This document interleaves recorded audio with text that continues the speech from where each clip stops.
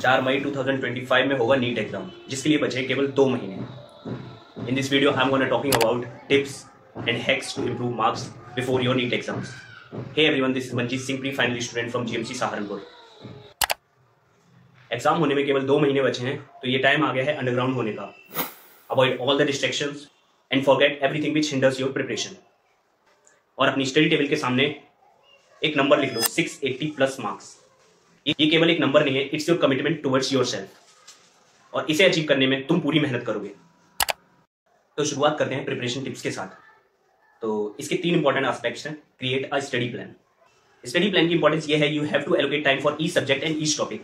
क्योंकि नीट एक ऐसा एग्जाम है जहां ऐसा नहीं होता कि कुछ इंपॉर्टेंट टॉपिक पढ़ के ही आप नीट एग्जाम में पास हो जाओगे या अच्छे मार्क्स आ जाएंगे या सिलेक्शन मिल जाएगा। You have to study every chapter and every chapter is equally important, because NEET की कट ऑफ इतनी ज्यादा हो गई है। लास्ट ईयर देखा था कितने बच्चों ने 720 आउट ऑफ 720 मार्क्स अचीव किए। So make a wise study plan for yourself. Number 2, focus on weak areas.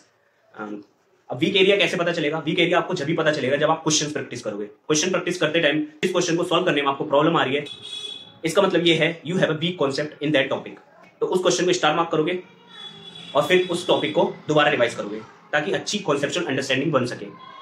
Number 3, practice with sample papers. Sample paper mock test देने का फायदा ये होता है कि आप एग्जाम पैटर्न से फेमिलियर हो सको और अपने आसपास ऐसा एनवायरनमेंट बनाओ जैसे कि एग्जाम हो रहा हो। Make an atmosphere like exam around yourself. Tip number 2 is time management. Number 1, allocate time for each topic and each question, क्योंकि you can't afford to spend too much time on a single question. अगर एक भी question आपका छूटता है या गलत होता है तो आप हजारों की रैंक से पीछे रह जाओगे, and this you can't afford. Number 2, use the process of elimination. By eliminating the incorrect questions, you can increase the chances of choosing the correct answer. क्योंकि कुछ ऑप्शन हमें देख के लगता है कि ये आंसर तो हो ही नहीं सकता, and that will help to increase your marks.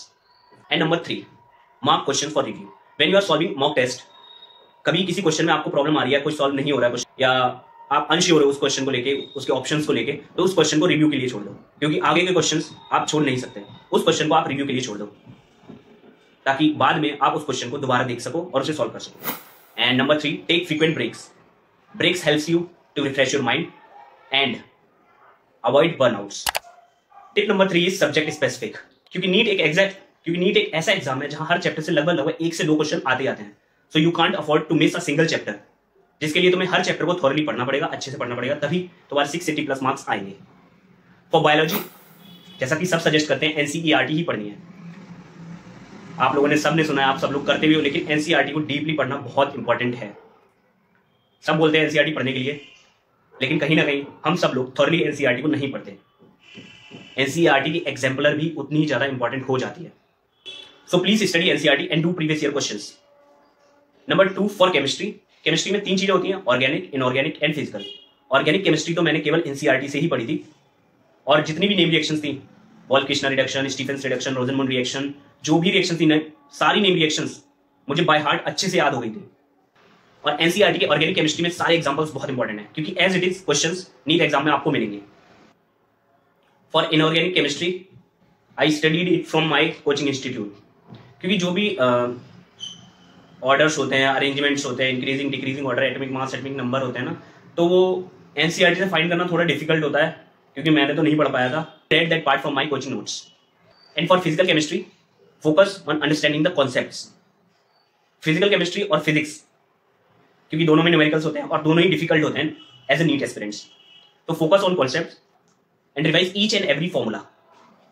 And for physics में तो देखो, फिजिक्स एक ऐसा सब्जेक्ट है, जब तक तुम्हारे कॉन्सेप्ट्स क्लियर नहीं होंगे, फिजिक्स से हमेशा डर लगता ही रहेगा। और ये जो 2 महीने बचे हुए हैं, इस समय आपका फोकस यही होना चाहिए, जिस क्वेश्चन में आपको प्रॉब्लम आ रही है उस क्वेश्चन के कॉन्सेप्ट्स को दोबारा समझो and make a formula copy.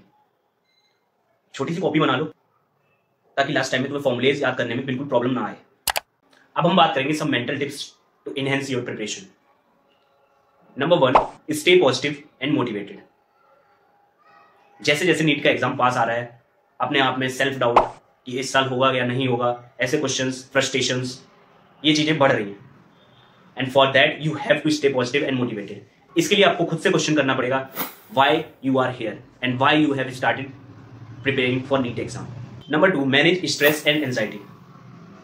Stress और एंजाइटी को मैनेज करने के लिए आपको डीप ब्रीदिंग एक्सरसाइज करनी चाहिए और मेडिटेशन करना चाहिए and yoga. Number 3, proper sleep. जब आप नीट की तैयारी करते हो, इतना ज्यादा प्रेशर होता है, इतना ज्यादा एंजाइटी लगती है कि रातों की नींद तो उड़ ही जाती है, तो सोना बहुत जरूरी है। एटलीस्ट 7 आवर की स्लीप बहुत इंपॉर्टेंट है। That will help your brain to consolidate information and help you to stay focus.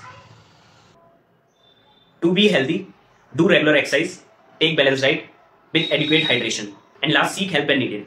Be it your teacher, your parents, your friends. You can also connect me on my Instagram. And last but most interesting part of our video, hacks to improve marks. कौन कौन सी चीजें हैं जिससे आपके marks सच में improve हो सकते हैं? Number 1, use flashcard. Flashcard really helps a lot to memorize key concepts and formulas. Practice active recall by testing yourself on key concepts and formulas. Use mnemonics to remember examples and equations. Create mind maps to visualize complex relationships. तो last के 60 days बचे हैं, इन्हें 2 aspects में बांटना चाहूंगा, एक theory part और एक practical, that is mock test. तो थ्योरी पार्ट में जिसका सिलेबस नहीं हुआ है तो स्टार्टिंग के 20 डेज सिलेबस कंप्लीट करो, और लास्ट के जो 40 डेज हैं, मैं ये नहीं कह रहा कि 40 डेज मॉक टेस्ट ही करना है, थ्योरी प्लस मॉक टेस्ट दोनों मिक्स, दोनों साथ साथ करने हैं। And by doing the above things, you will feel a tremendous growth in your result. Remember, preparation of any exam is the key to success. By staying focused, positive and motivated, you will surely achieve your goals. Thank you and all the best NEET aspirants.